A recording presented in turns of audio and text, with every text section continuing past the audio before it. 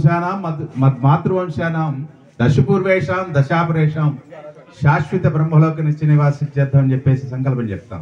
అంటే ఒక ఆడపిల్ల పెళ్లి చేస్తేనే మన వంశంలో అటు 10 తరాలు ఇటు 10 తరాలు, అట్లాగే మాతృవంశానం అంటాం. అంటే తల్లిగారి వంశంలో కూడా అటు 10 తరాలు ఇటు 10 తరాలు మనతో కలిపి 41 తరాలు ఉద్ధరించబడేటువంటిది ఒక కన్యాదానం. అట్లాంటిది దేవాలయం చేస్తే ఎట్లాంటి ఫలితాలు వస్తాయి?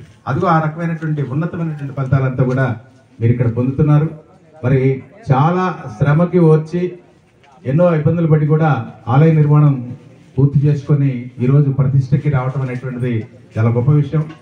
ఎందుకంటే ఆలయ నిర్మాణంలో అంచెలంచెలుగా మీరు చేస్తున్నటువంటి అంశాలన్నీ కూడా నేను గమనిస్తూనే ఉన్నాను. మన వాళ్ళు ఇక్కడ నిర్వాహకులు చేసినటువంటి ఇబ్బందులన్నీ కూడా మా వాడు చెప్తూనే ఉంటాడు. కృష్ణ శర్మ, దండపట్ల కృష్ణ శర్మ మావయ్య గారి అబ్బాయి, తన ద్వారా అన్ని వివరాలు కూడా తెలియజేస్తూ ఉంటాడు. ఇట్లా జరుగుతుంది, ఈ ప్రాంతంలో ఇట్లా ఉన్నది, ఈ స్థాయికి దేవాలయం వచ్చిందనే కూడా నిత్యం మరి ఆలయం యొక్క నిర్మాణ అభివృద్ధి అంతా కూడా తెలియజేస్తూనే ఉన్నాడు.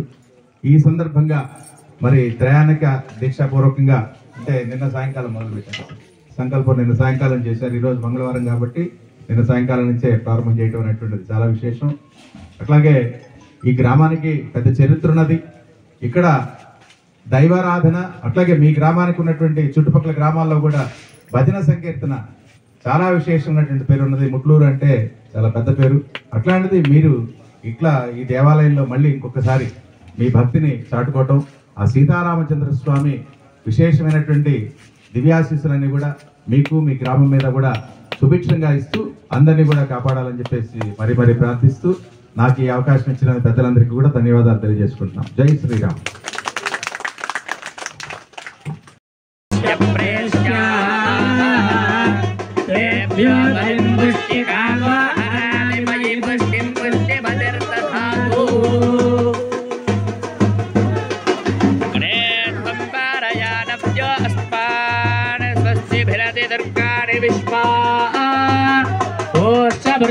बहुलान अर्वे भवायाय परयाय संजो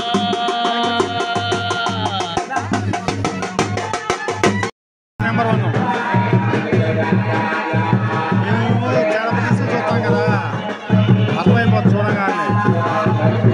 చేసే యజమాని చేయించేవాళ్ళు చేసే జరిగేది మీకు అందరూ అక్కడ బాగుందా?